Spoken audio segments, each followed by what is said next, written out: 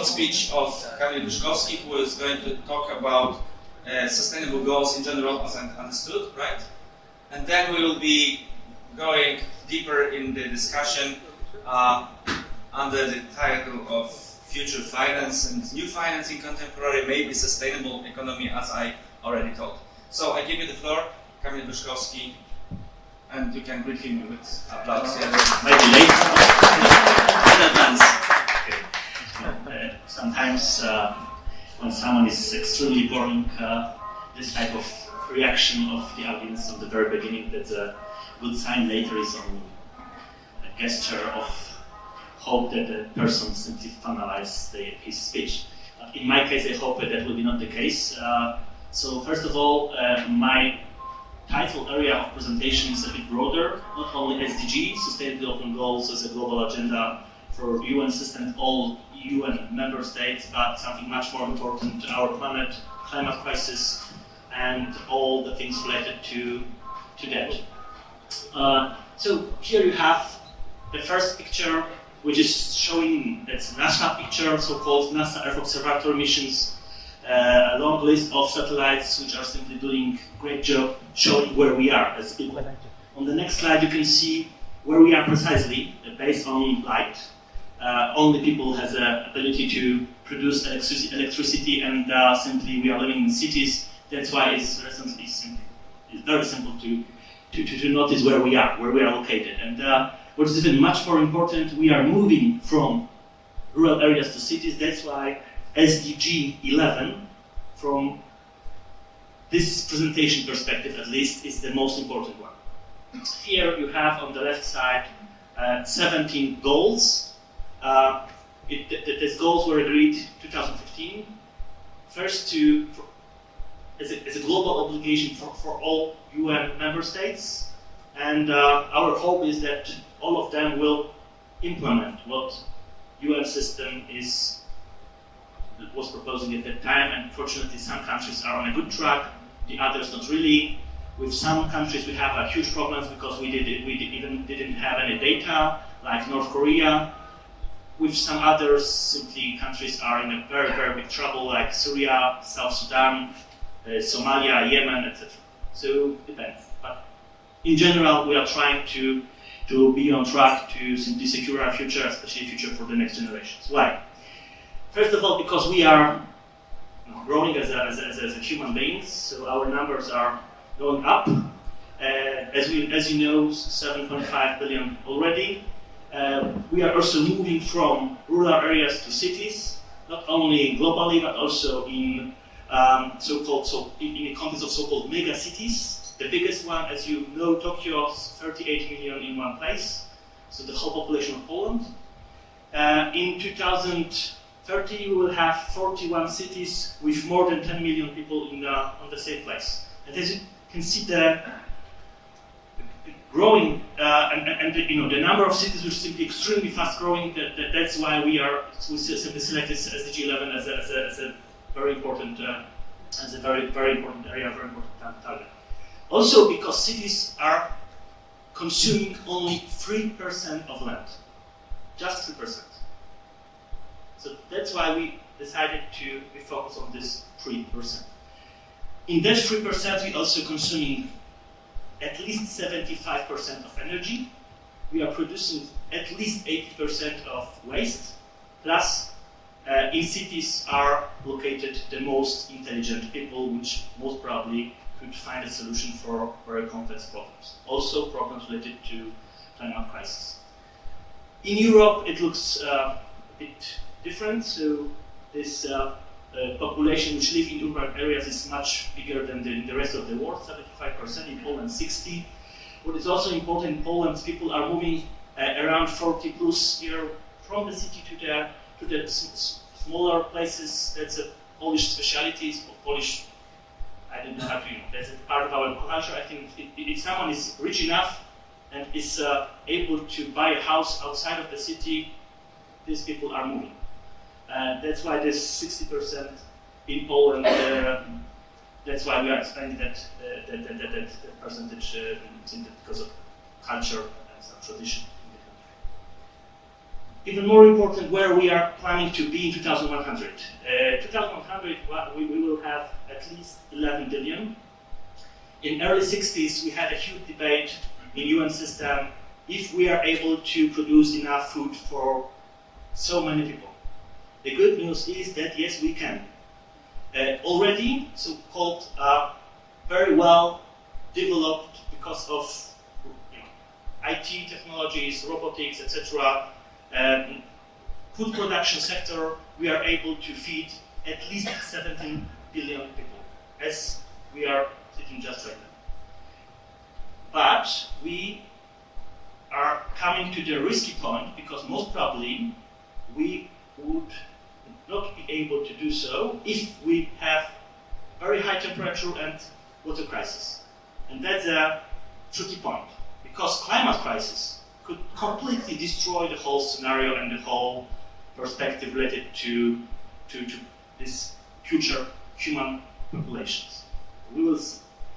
Why? Because temperatures are growing, and this slide is showing why.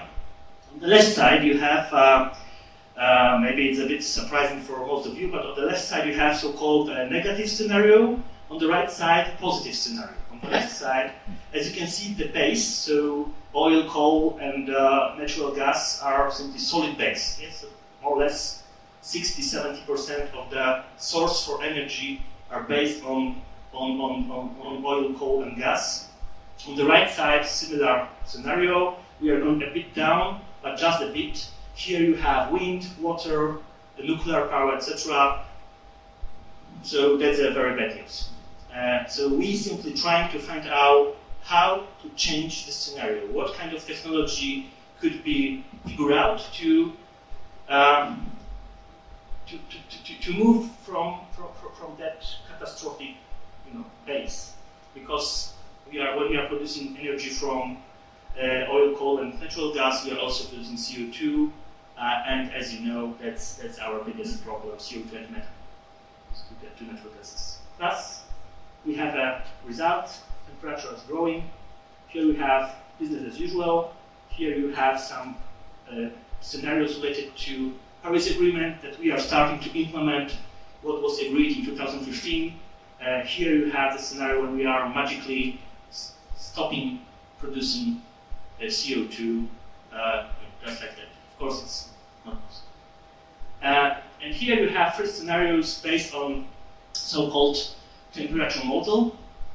In 1995, situation was under control. In 285, definitely not.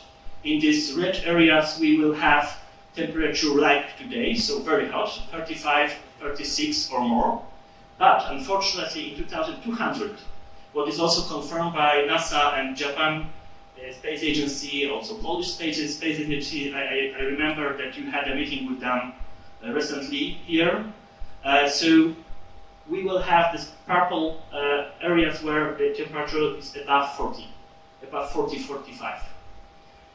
Oh, so as you can see, North Africa, Middle East, South America, south part of US, unfortunately India and Pakistan, so one of the most populated region, Central Australia, many places. So what we will face definitely in 2200, global climate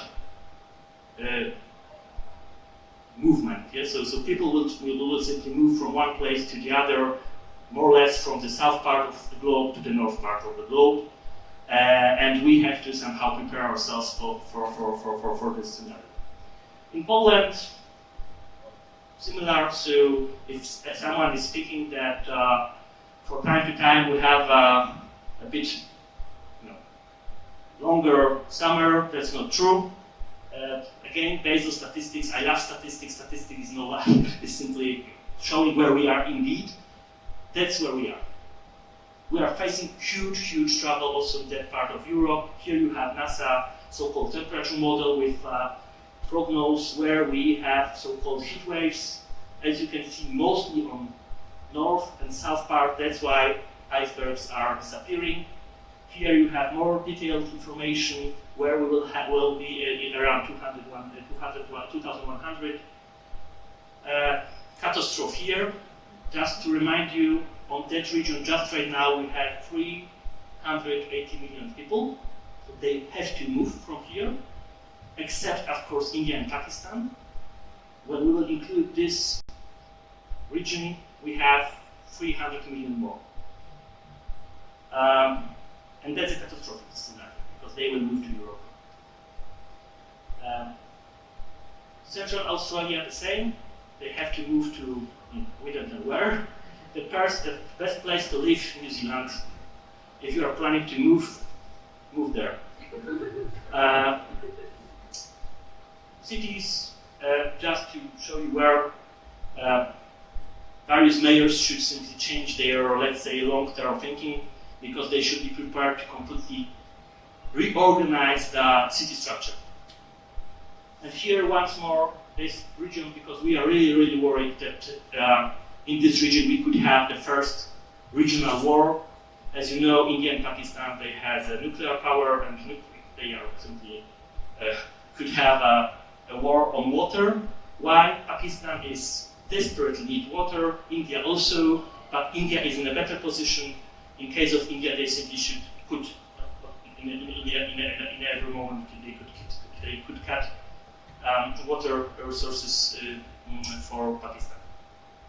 And that's a challenge, how to de-escalate tensions between these two countries. As you know, because of Kashmir, these two countries don't like each other at all.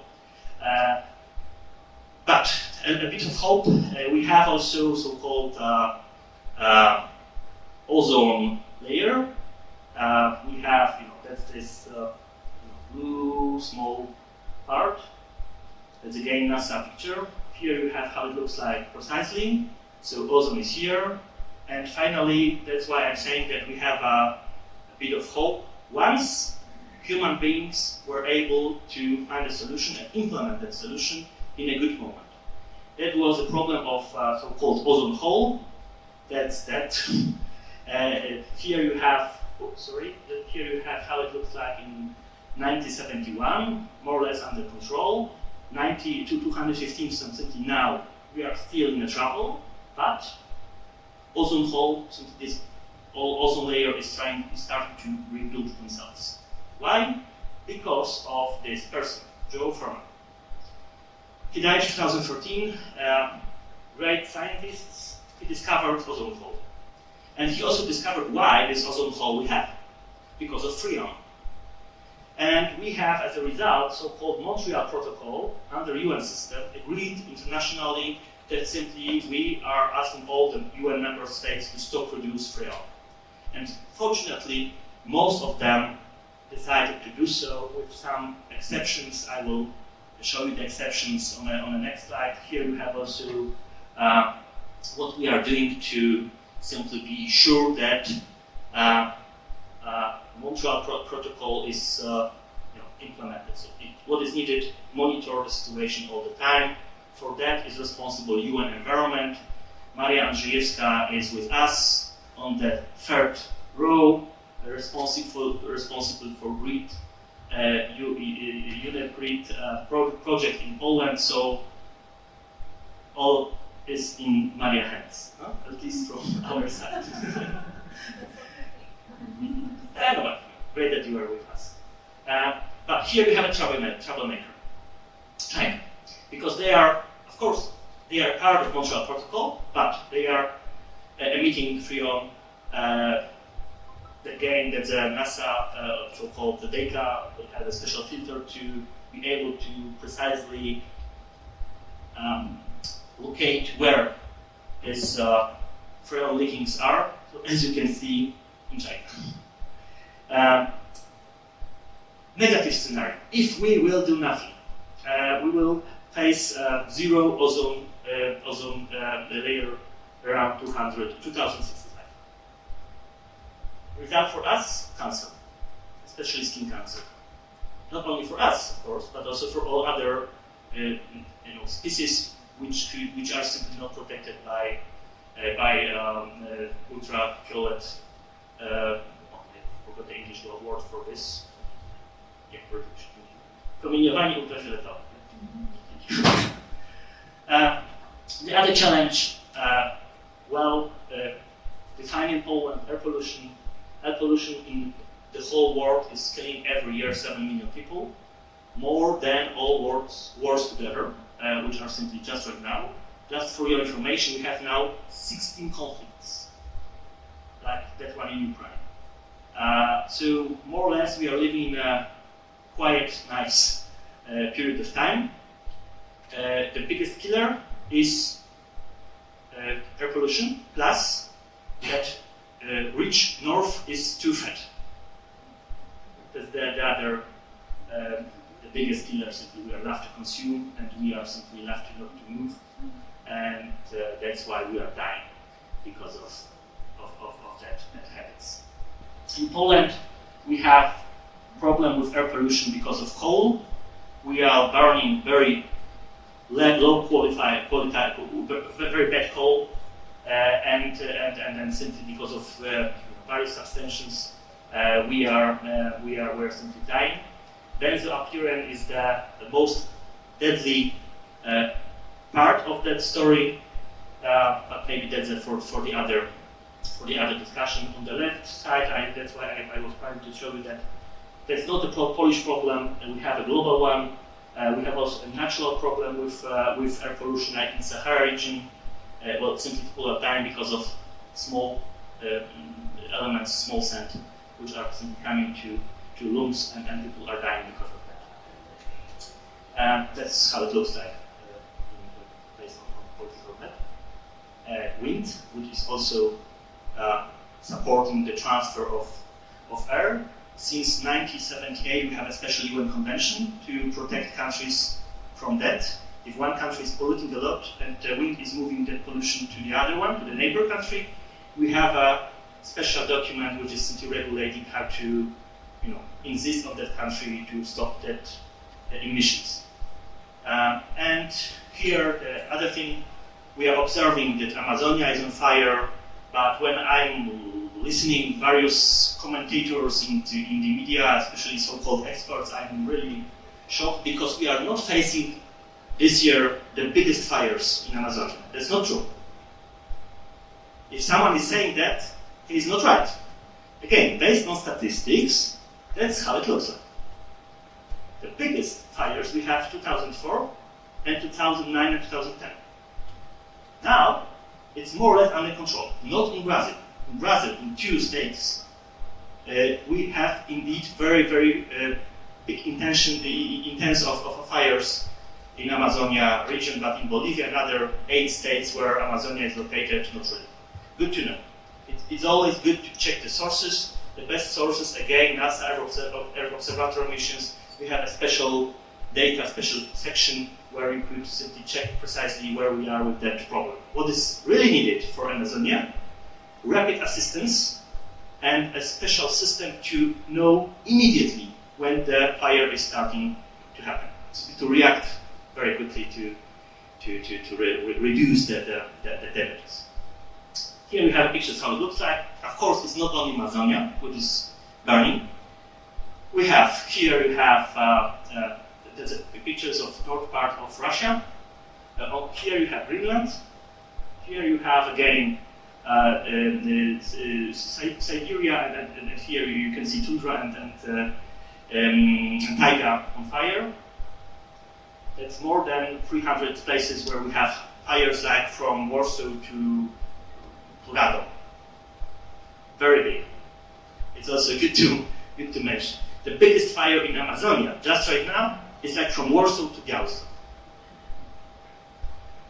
All fires in Amazonia, the whole Poland on fire. Just to support you with imagine how it looks like. Here we have Greenland again. Here you have 2 pictures from California. And of course we have the other problem. Because of temperature, we are not only in fire, but also the sea level rises very quickly. Here you have the data. In 2101 meter. What that means? That when you remind to yourself the first picture where we are as peoples, where we are living, under the river, under the sea, under the ocean. Yeah? We need water to survive. That's why we are in trouble. Because when the sea will rise and the oceans, in all these red areas will simply disappear underwater. Not just like that, because we'll have some mythical tsunami like in the catastrophic movies. Forget about that. That's not the case. Millimeters by millimeters, very slowly. And here we have the countries which simply will face the biggest impact, negative impact. Here you have Great Britain, Poland. Here you have Florida, where Donald Trump loves to spend his weekends. And here you have Poland. And here you have our Gdynia, Gdańsk, and Sopot, plus Elbląg and so-called Mierzeja Wiślana, plus Hel, which will be simply an island, in fact 2 islands, relatively soon. In the Baltic Sea we have the other problem because the temperature is going up. We have so-called eutrophization, so all the ingredients like phosphor and azote, I forgot the English word for that, sorry. Nitrogen. Nitrogen. Thank you, nitrogen, true. Thank you for that, for support. They are simply a problematic problem for the ecosystem, and simply the level of oxygen in Baltic Sea is going down, and that's why the whole ecosystem is unstable, and we simply have to do something on that, simply to monitor the situation. The other thing, oceans are in trouble because we love to eat sushi. And because we love fish and frutti di mare, and that's our human consumption and our demand, and here you have our supply. So the whole sector is in depression because they realize that, in fact, the number of fish are going drastically down. Why? Because of that. We simply, we are so effective that we consume in fact most of them. Here you have global fishing activity data from 2016. Next month we'll have the new data from International Maritime Organization, but till now I have just a bit water, but the situation looks more or less similar. And that's in the Polish case, so it's just to show you how it looks like in Polish context. So if you are a fish, it's very difficult to find the way to survive. So you are lost. Global fishery industry has all the equipment like sonars, data from satellites, etc., to be sure that they know where the fish are. That's why we are simply losing them. And that's why we also started to monitor the situation. And together with FAO, by the way, we are simply trying to agree sustainable global fisheries and the global plan to also to survive, because fish, frutti di mare, is a source of proteins for us, for humans. Without them, we are again in a big trouble. Plastic. You know that we don't like plastic. We produce 8 billion tons since 1950. This plastic goes first from north part of the world to the south part, and the south part is using rivers to transfer this plastic from mostly Europe and USA to oceans and seas. We have 6 the biggest places where this plastic is located.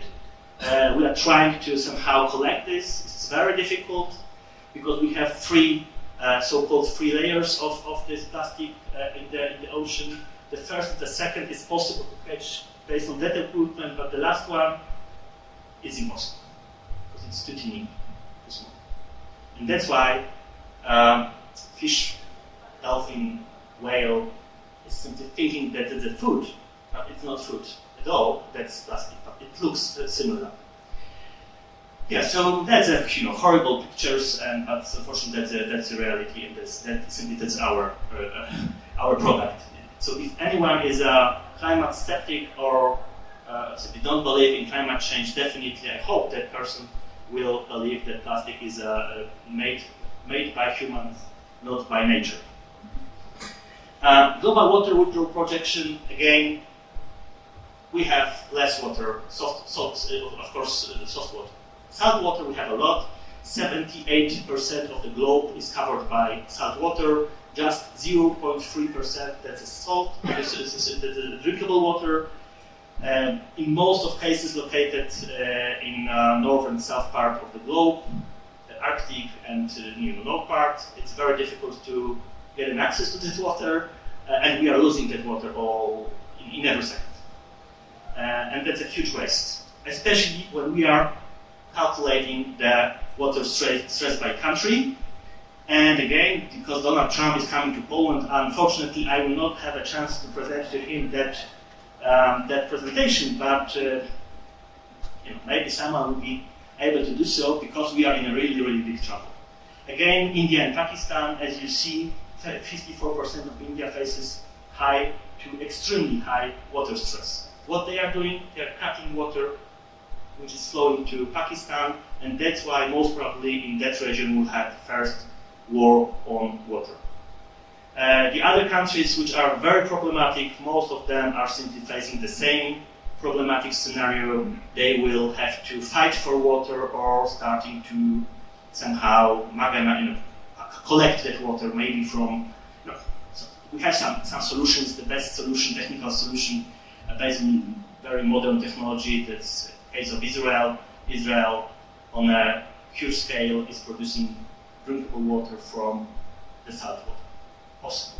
Very expensive, but possible. They were able to simply do so and simply protect the country from the biggest risks. Why I'm mentioning Donald Trump? Because his agency, not only NASA but also the other one, is simply seeing it as the biggest problem for the globe in a very, very near future. Here you can see the USA, relatively soon. So Canada should be worried, and maybe that's why Donald Trump recently was planning to buy Greenland. I don't know. Because of lack of water, we will face that. So also human infrastructure in the context of water stress very often is simply useless, because someone projected that water should be here, but unfortunately is not there. No? So the whole infrastructure is simply lost, is simply useless.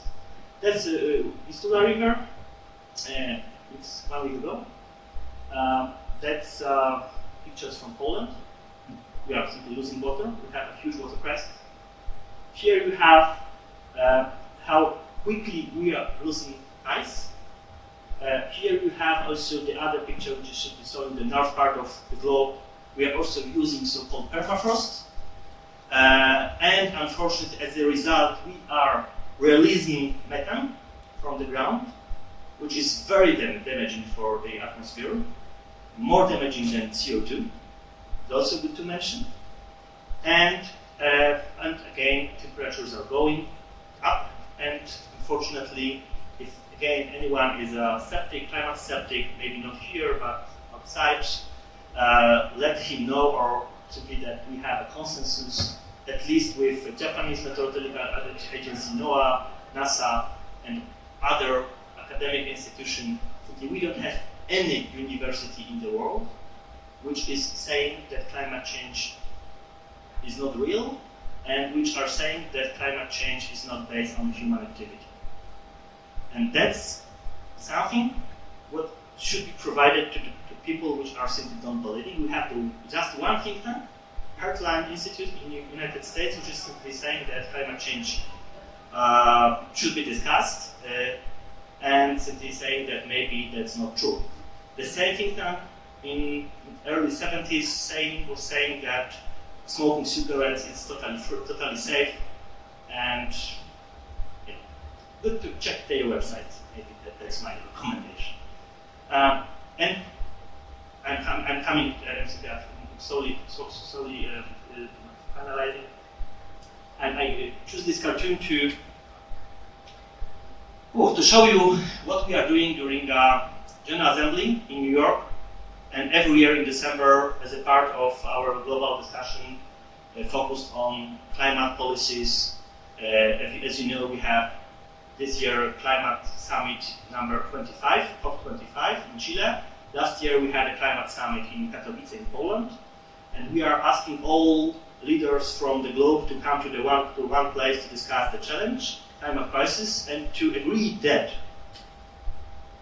rich North and the poor South should somehow agree to compromise. And the compromise is very unethical. We, rich North, we have to ask poor South to not develop their countries to our quality of life standard. That's it. It's a reality. To show based on statistics, in Poland, we are per person, we are producing 8.9 point of CO2. In Germany, 9.3. In US, 15 points. In India, yes, 1.7. Now imagine that every Indian, we have 1,300,000,000 people live there, will live on the same quality of life as you in Poland. Not in Switzerland or Germany, forget, in Poland. We are lost. Shachmat.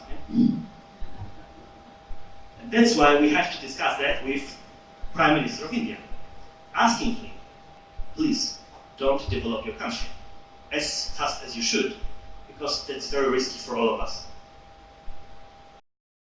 And here you have the people which are, that's my favorite picture from COP24.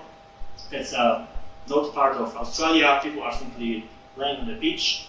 The huge storm front is coming. For some of them, that's, nothing happened. For some, interesting, let's take a look what is happening. Looks nice, huh? No one is running. And that's exactly where we are.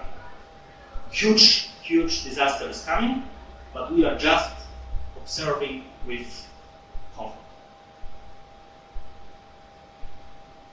But data shows something totally different. We already are facing impact, like ocean acidification, coral reefs are disappearing, floods, heat waves, etc., etc.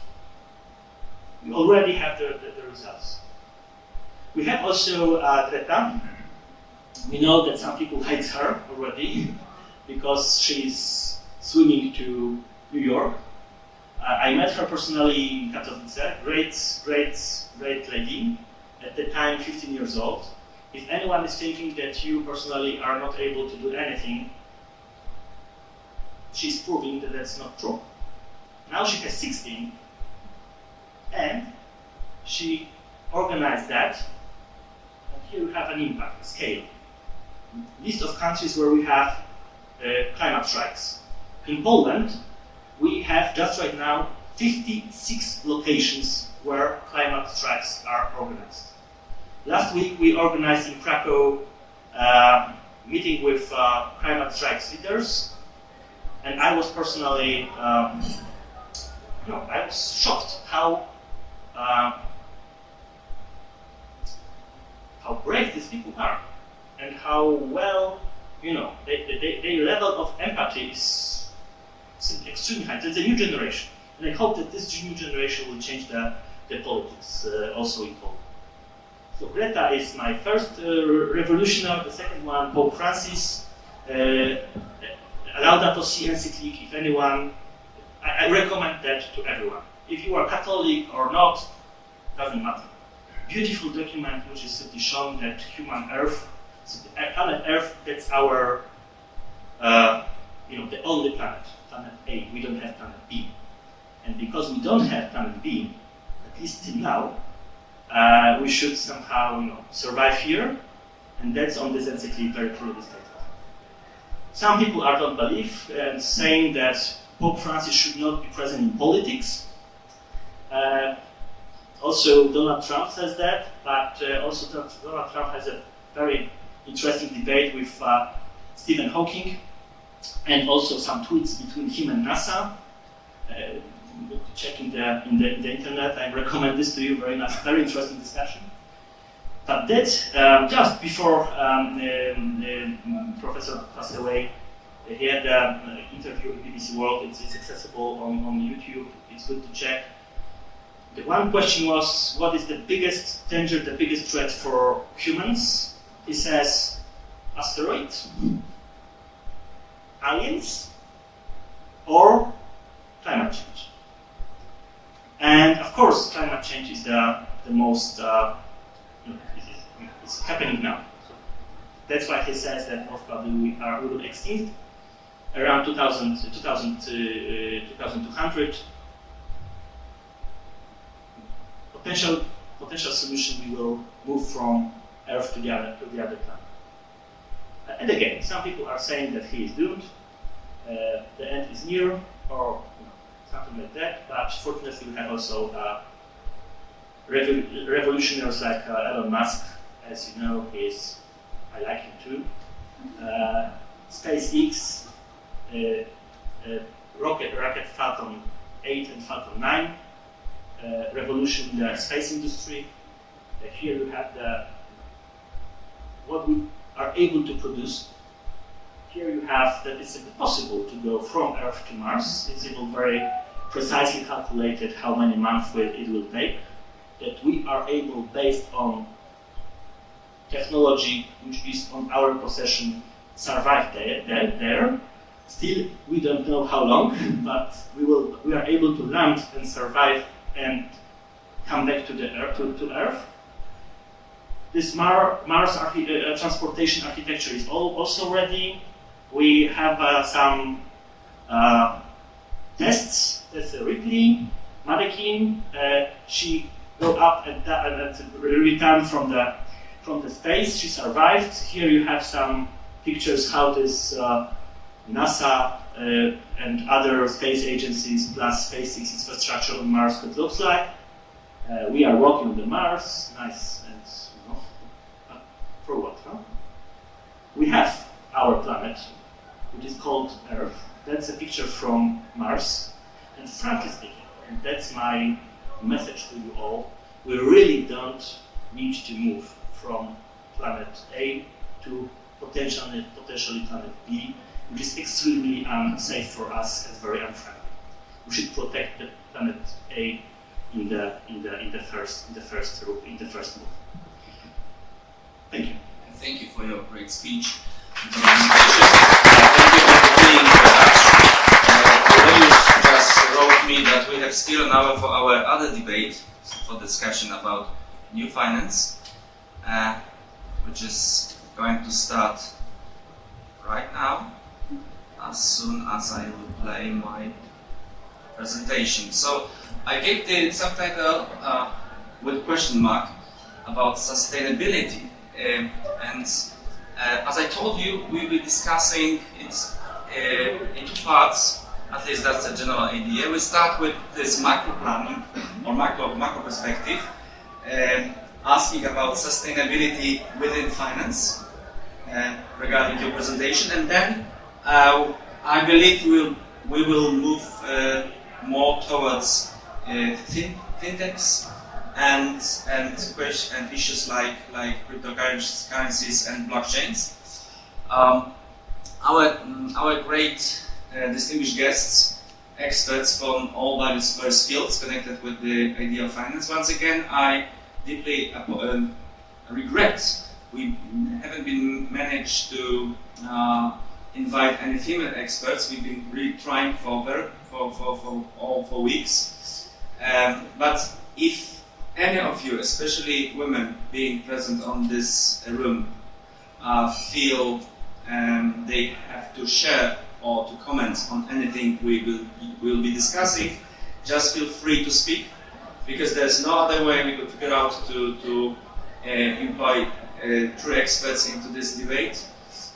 It's due to the holiday season. This is a very prosaic fact. So, yeah, I will be trying to be brief, and skip some topics. But let's start with general answer. How really the climate crisis affects economy? What are the factors that are palpable, that we can really pinpoint right now? Well, let's start with Kamil Wyszkowski. Just one sentence, because I speak enough. You know that we have insects in the world. We are losing at least 10%. We lost already 10% of them, at least. Mm-hmm. What that means for the global rural and food production sector? At least at least $200 billion to $500 billion. That's in which term? Now. Now, just like now. Okay. Yeah. Of losses, okay, 2 billion per year. And in terms of maybe GDP, would you guess how climate crisis already affects global economy? Here you have the data beyond you. It's a scale up until 2100. Yeah, that tells that it will strike foremost the poorest countries that will lose 75% of their GDP. Yeah, so this is, I think, quite palpable.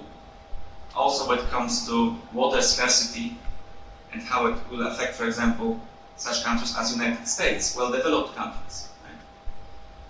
So, our general topic today is sustainable development goals. And do you know maybe how these goals are affecting financial policies in Poland or in Europe or worldwide? Maybe I'll speak. Yes. I feel like a bad guy here because I come from the cryptocurrency space, and we also are involved in mining, which is considered not sustainable, but it's powering the first global financial network, and it consumes about 0.3% of global energy production. Whole cryptocurrency mining. Yes, but it's on the surface it looks bad, but in most cases it uses all the inefficiencies in energy production all over the world. I mean, the sources of energy that are not used at all, for example, hydroelectric dams, gas flaring, or photovoltaic installations that don't have clients for the energy production. So it looks bad on the surface, but the 75% of energy comes from renewable energy sources. That's nice information. And we also compare this energy use, because it's very easy to evaluate the energy production needed to sustain, for example, the Bitcoin network. But it's very difficult to assess the energy needed to enable the legacy financial system. It's very difficult to assess how many energy banks use, how much energy producing banknotes, credit cards, for example, fueling electricity for the servers used by banks, etc. It's very difficult to assess, and the comparison is almost similar in terms of also CO2 emissions and overall energy production. Okay, but it is nice to know, as you told, that 75% by estimations, rough estimations I believe, are coming from renewable source of energy. Yes, because it's cheaper, and what's interesting, it drives the innovation in the area of cheap energy production and new types of new forms of cheap energy production. So it's this kind of business really promotes the thinking about how to produce more energy. Okay, this is nice turnover. Maybe there's an idea of sustainable finance. Could any of you maybe clarify the idea for our guests? Right. I wasn't sure. I want to mention about something else, like the previous thing about sustainable finance. But the thing is like how to fit the SDGs and the global economy. Like together, and also called Maria Andrzejewska. Like Maria Andrzejewska, we were in Nairobi on global science business policy forum, I guess, where like biggest companies all over the world discuss their strategy for the next years and what to do to get to meet the SDGs. And the thing is that the interesting point is that the big companies don't care. Coca-Cola announced that in 2030 they will reduce the amount of plastic for like a number of percent, and the president of United said that it's fine, but no, what about the next 12 years? Right? So I'm not talking about the 20 years perspective, the problem is now. And the big companies are mainly focused on the stakeholders. Stakeholders look from the short perspective. Like everyone got their KPIs, so if you're the CEO, you're mainly focused on your goal for the next year. And the SDGs are rather treated as something that has to be done, or except that you really want to do it. The other thing is that, from the economy, there's a lot of small companies, startups, medium-sized corporations that would like to make some change. But the thing is that they had some big different understanding of finance. So there is some lack of understanding. I mean, the company thinks that if you are doing something that meets the SDG, you don't have to make profit. So, because only because you are doing something good, it means that you will find the investor that will burn the money for your product. And this is something extremely common worldwide. I can give you example. Last May, I was in some hackathon in Kenya, in slums, and they organized the event for the young programmers that were to present us, the guys from Europe, some initiatives and startups. And after every single presentation, my question was what's your profit? And no one had an answer. So they always said okay, so we're meeting the SDGs, we're doing something good.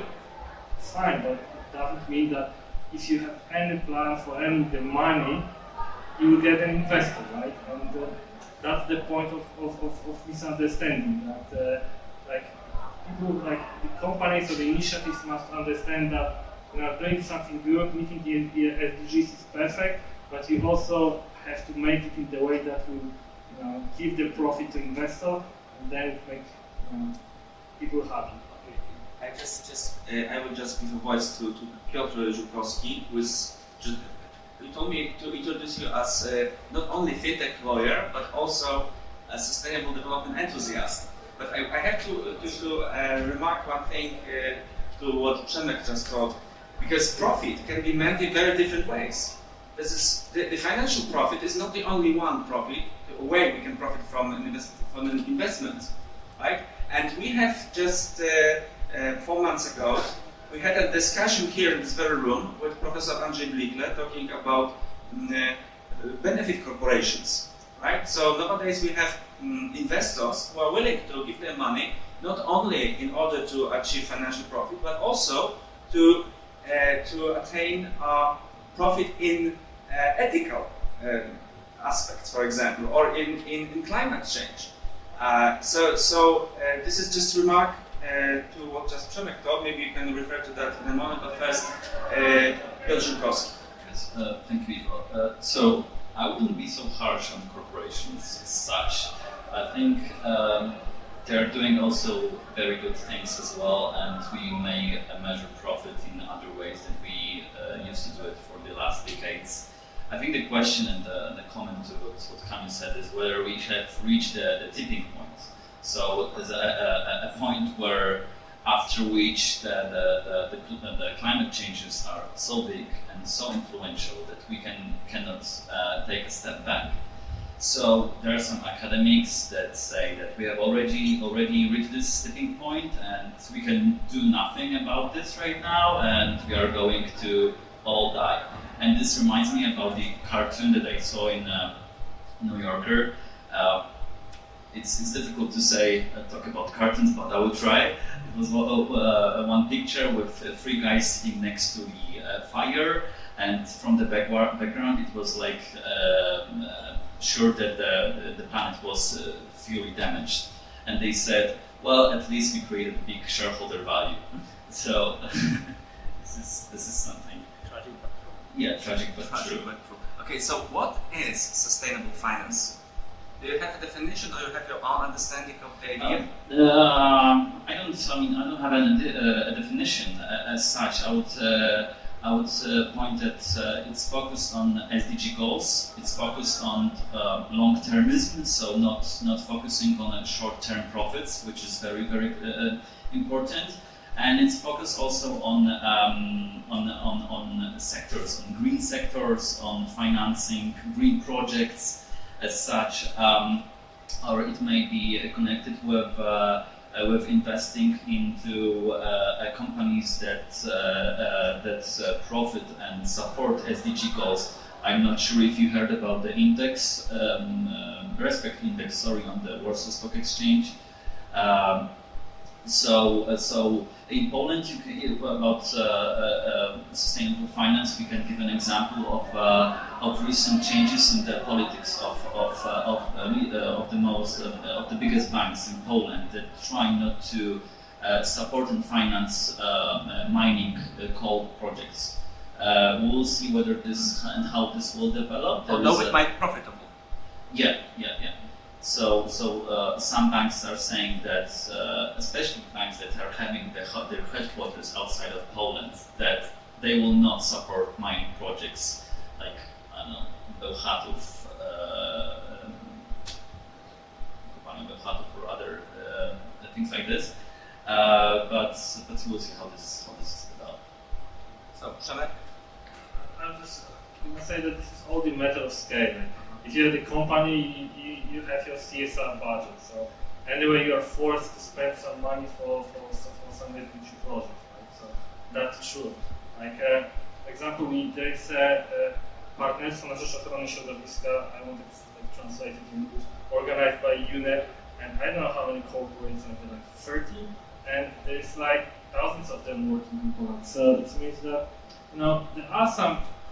I won't say that there's no company, big corporation trying to do something in the long perspective, but the thing is that, well, you always have to consider, the long-term perspective. Is it your CSR goal, or is it like your really long-term goal, like Danone Group, that is company that is privately family-owned, has their own perfect plan for the SDG goals, but the companies like those, there are not too many on the market, unfortunately. But you can already see that the main driver is consumer demand. So if consumers decide to boycott a company that is not working in a way that it's sustainable, they don't like it, there is a consumer pressure. This is the main currencies made to change something, right? And I think this is the only way, and the rest is just marketing. And for example, my company also tries to build something that makes our living in the city more sustainable, because we focus on making the lower emissions of building to disappear completely. Because So-called passive building, right? we want to switch heating in the buildings using electricity, but electricity is expensive, right? So we decided to build the devices and heating systems that use electricity, but thanks to blockchain and cryptocurrencies, makes heating very cost effective. Okay, so we'll move to that, but Kamil Duszkowski wanted to add something maybe more optimistic. I started in 2002 my career with UN. At the time I was with United Nations Development Program, and I'm saying that because when I arrived, just starting with colleagues, to discuss with colleagues in UNDP about sustainable finance at that time, 2002, they unfortunately that colleague passed away, Przemek Czajkowski, a great person responsible for a global environment program, small dev, so-called. Przemek presented me the story about Jeffrey Sachs and discussion on Davos just before the unique panel with Secretary General Kofi Annan in 1999, where Kofi Annan simply presented where we are with water crisis in 1999 again. So in every Davos summit, UN is trying hard to convince the others that we are in huge trouble. And during that unique panel, just after 40 big fish from business came to him asking if it's possible to somehow include private sector into UN system, because as you know, UN system is intergovernmental organization, so we are dealing with other governments, UN member states, to support what UN is trying to achieve. And just after, when Kofi Annan came back to New York, UN Global Compact was established, so the place where I'm serving now. In Poland, we have so-called Global Compact Network Poland, so simply the network of companies which are planning to implement not only SDG goals, but also 10 UN Global Compact principles, like labor standards, human rights in business, environmental issues, and anti-corruption. Without anti-corruption mechanism, listen carefully, we are unable to fight with climate change. And please build a linkage between these two facts. Especially when you take a look on countries where the corruption is in a very high level, and when you came back to the all damages related to the environment and in the area in this country, because simply it's quite easy to imagine that when you have a corrupted country, a corrupted government, it's relatively easy to simply to pollute the environment when you give the appropriate amount of funds, amount of cash to this or that civil servant. Because we have just 40 minutes left. Okay, but what last sentence? Global Compact, it's now 10,000, the biggest corporation. What we are doing with them, and how it's more difficult, but what we are planning to do. We are starting with CEOs, with global CEOs, to agree with them so-called long-term strategy plans, to agree with them so-called megatrends, like development, the whole infrastructure, also financial infrastructure, to change the energy model I show you on the slide. Without private sector, it's impossible. Imagine, without huge corporations, we have to step back to the Middle Ages. Because all the products, clothes, all the things you have on you, all services are provided by companies. That's a fact. Yeah. So that's why this dialogue between UN system, private sector, our role as Global Compact is so unique, because without private sector, just with the government, we are unable to agree with anything. And you have any tools to press them, to impose your strategies into their... Yeah, for instance, Coca-Cola and PepsiCo. Yeah, PepsiCo, good example. We are insist on them to step back from the places where we are facing the water crisis. And what we are using? We don't have a police or army as UN. We don't have this type of. So we are using so-called soft power, like media, like this type of discussions. We are facing the CEO of PepsiCo with CEO of Unilever and others, and we are discussing with them and with him. Maybe you could move a bit because we are in huge trouble. So this is the leverage. We are educated. Okay. Lech wanted to ask something. I want to make a little survey. How many of you have a diesel engine in your car? Do you have a diesel I engine? don't. I have a petrol engine. Okay, and how many of you buy grass-fed eggs? Grass- Grass-fed eggs. Yeah, I- yeah, Grass-fed eggs. Okay.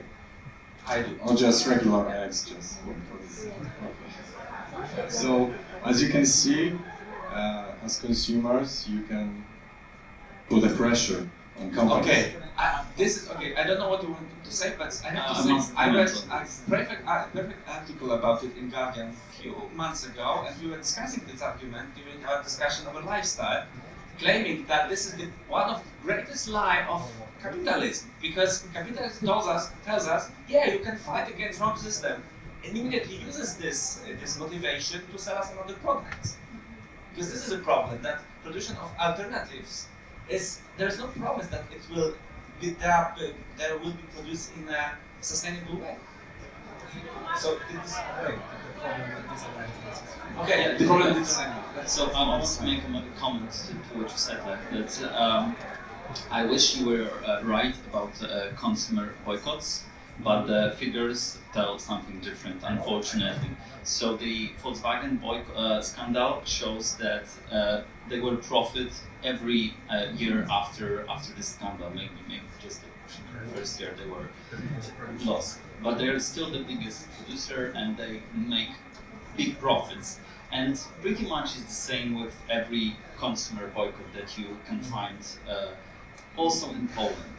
I read a great interview with a marketing guy who said that this kind of boycotts don't make an impact because people are so fed up with the information that they have around them that when they see, when you have a boycott about one, I don't know, energy drink, let's say, and then you have and you are want to choose, and you have like 3 or 5 or 10 energy drinks next to each other, you will choose the one that you have something in mind with. So the only boycott that worked was the Gillette boycott. That really worked. So my point is that we have to the question is what kind of boycotts we can make, especially nowadays when we hear to President of France saying that we should boycott Brazilian products or Americans. This is a good question whether we as a consumer should choose, and we can make this choice every day, but we should keep in mind that it will go with it could go with a more expensive. It boils down to the price. fact that without any international agenda, without any regulations, consumer boycott won't do a thing. It can just turn it can just give some public appearance. And sorry, we have to be moving on because we have just half an hour left. And I would really like maybe one last thing regarding sustainability, because Kamil Buszkowski proposed to clarify idea of human index development, and as an alternative to gross product of GDP, yes, gross domestic product. So is the GDP, so gross domestic product, adequate measurement of our development, and what are alternatives?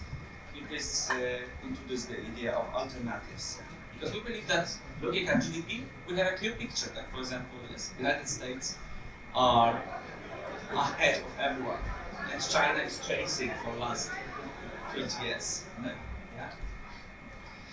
Yeah. So, but just last sentence to our previous part of the discussion. What we need? We need a shame therapy. For shame therapy, yes, for institutions, companies, CEOs which are not implementing SDG. And in New York, we'll try that this year, the 23rd of September. We are inviting as a, let's say, UN system as a whole to that discussion. UN Global Compact also there, all the finance sector, to agree, let's say, finance principle under UNEP Finance Initiative, and the result should be that all banks will agree, all the biggest banks will agree that they will not fund any damaging environment in investment. what is great. Because when we will agree that internationally, we could use this shame therapy for those banks which are out, which are not sitting on the same table. But it also creates market opportunity for fintechs, maybe. Maybe, yeah, but that's more or less my challenge, my comment to what Piotr says.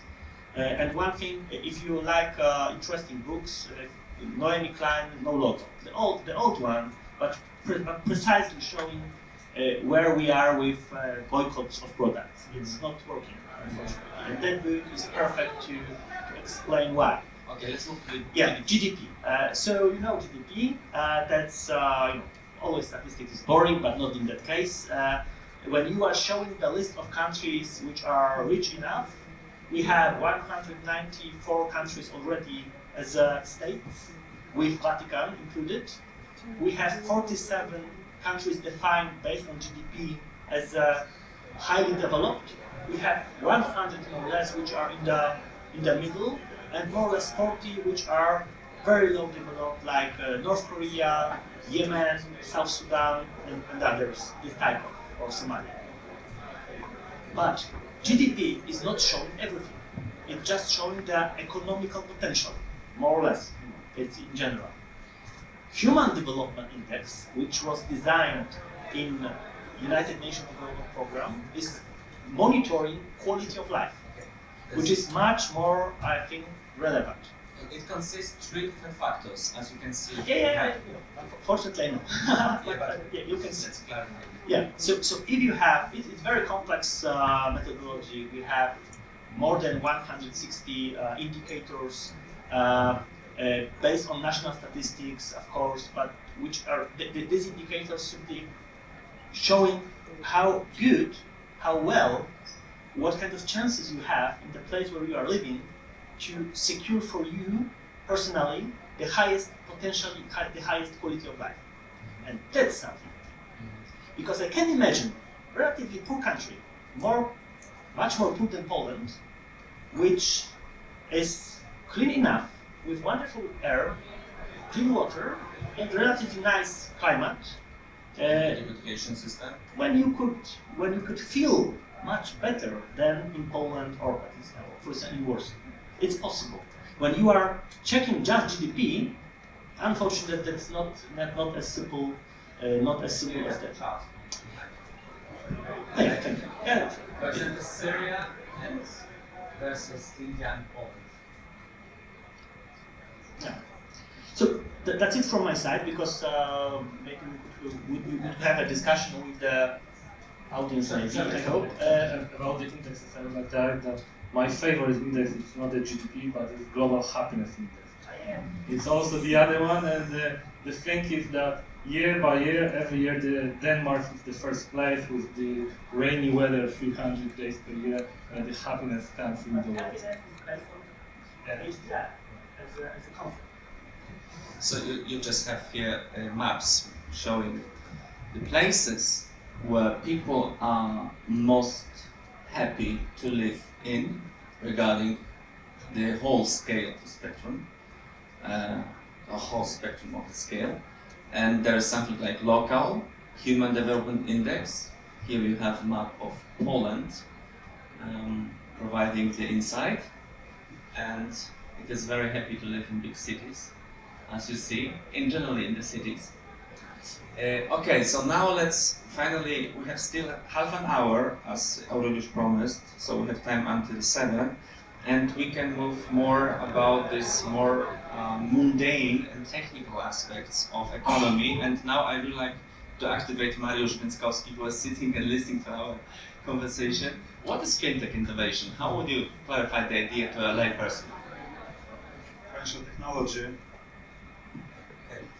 Financial technology is something which emerged, I don't know, 10, 15 years ago, thanks to first increasing computational power, secondly, access to data, number of data available to be analyzed, and third, increasing connectivity for transfer of these data.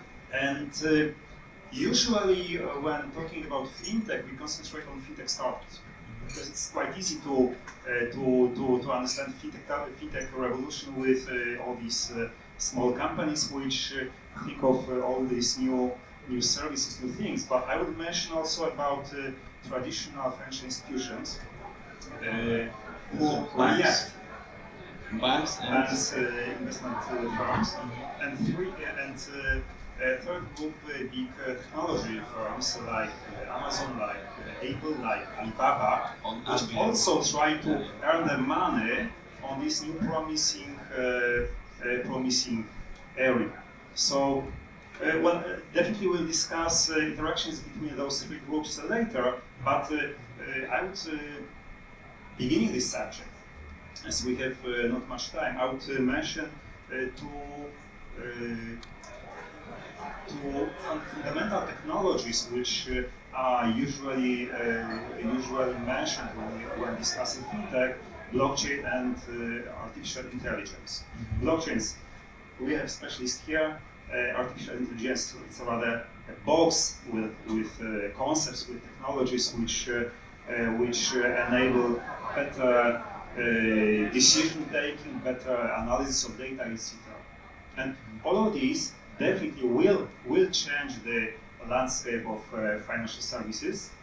okay. Blockchains and you told AI, or one can say something like robo advisors.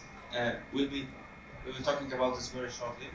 But first, yeah, let's clarify the idea of fintech innovation. Because for me, what was surprising is the fact that, yes, as you told, we are thinking about startups and new firms that are changing nowadays the face of finance and banking. But you can track the history all way back the 20th century. So like first ATMs, for example, right? Would you count it as fintech innovation? ATMs, cash machines? Yeah, hardly. Okay, so. Okay, where is the fintech innovation happening? What are the domains?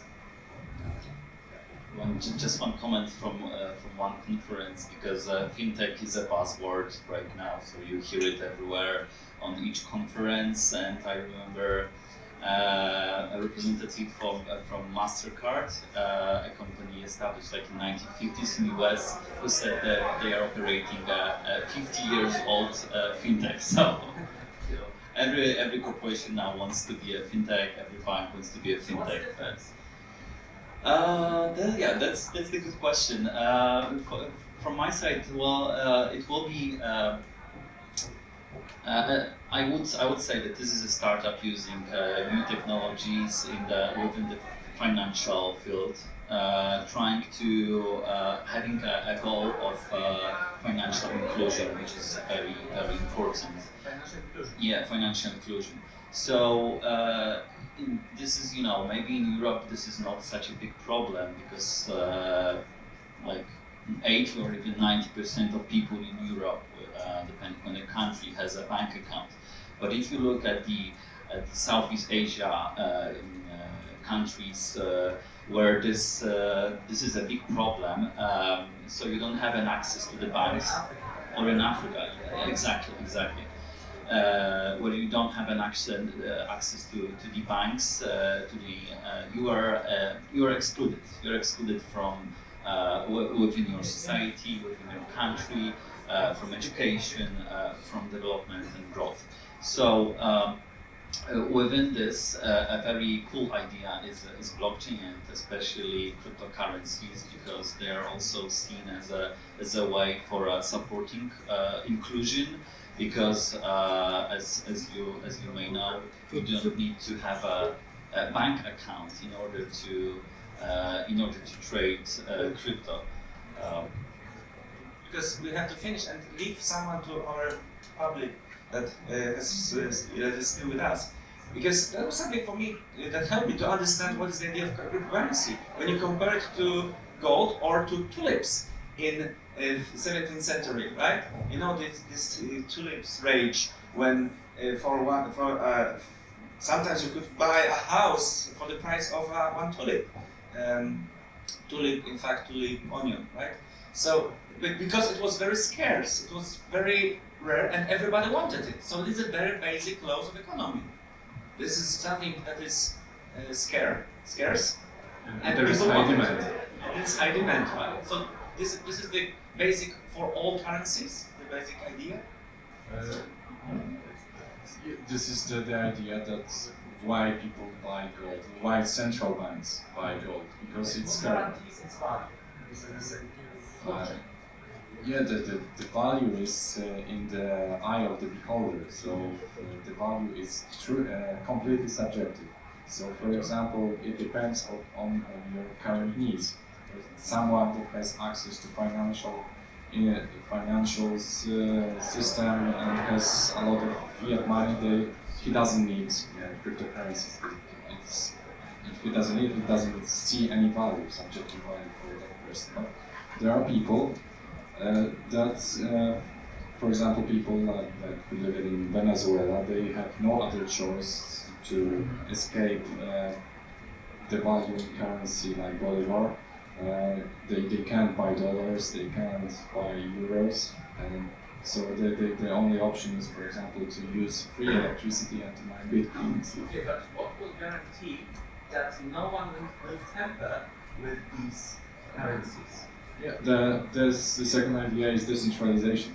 So, for example, no institution, no company, no single person can decide how the system works. So it must be based on consensus. It is based on consensus, and the consensus is global and decentralized, and it's placed in multiple locations, and it's based on a very large number of people. Okay, so maybe you can clarify the idea of this first ledger, because this is what we are talking about. And To be honest, I want to say about something else about Bitcoin. If you give me a chance. If you're talking about Bitcoin, you have to consider two things. What is important? That Bitcoin has two roles. One is in investment role, and it's well, the price is growing, but you don't have. I would compare the financial, the investment risk related with Bitcoin to some weather options. Some people can consider Bitcoin as a good investment, but this is very subjective. And the other thing, like using Bitcoin, is Bitcoin as an international payment system. Right? So this is something that is totally unrelated with the price of Bitcoin, because if you want to make a payment in $100 and you buy Bitcoins to make it quick and efficient, and the other person receives this $100 in like 3 minutes, the price of Bitcoin doesn't matter for you, because you buy like fraction of Bitcoin. So the same, it can cost like $9,000, $900,000, or $9 million, right? You just sending like the fiat money using very effective way of like cryptocurrency and blockchain technology. And this is like this world is also more important about Bitcoin, is that this is one, like now Revolt entered the market, but before that, the Bitcoin and the blockchain was one of the most efficient and quick way of sending the money and value through the internet. Okay, sorry, because really there is again agenda here for a whole Venture Cafe event, and we have to be very exact with the time we finish, because at 7 sharp there will be some talking, some keynotes outside the room. I'm terribly sorry we couldn't talk about everything we intended to, so we at least touched cryptocurrencies. We haven't clarified what is Bitcoin mining. We didn't talk about blockchain that much, although the idea of blockchain was very here, right? Yes, I'd like to thank you all for your presence and you for your patience in being with us. We are still here. We can talk outside, just in informal situations, but for now the time is over, and we'll see us in a month. On the roundtable will be about future of relations. So about what would it mean to be a family in the future, or to be in a relation, yes, with whom we will have relations, and yes, and so on. Yeah. So that will be next month. You can track all our activities in social media, so-called, and stay with us. The event takes time until 8 p.m., so 1 hour more. Thank you very much.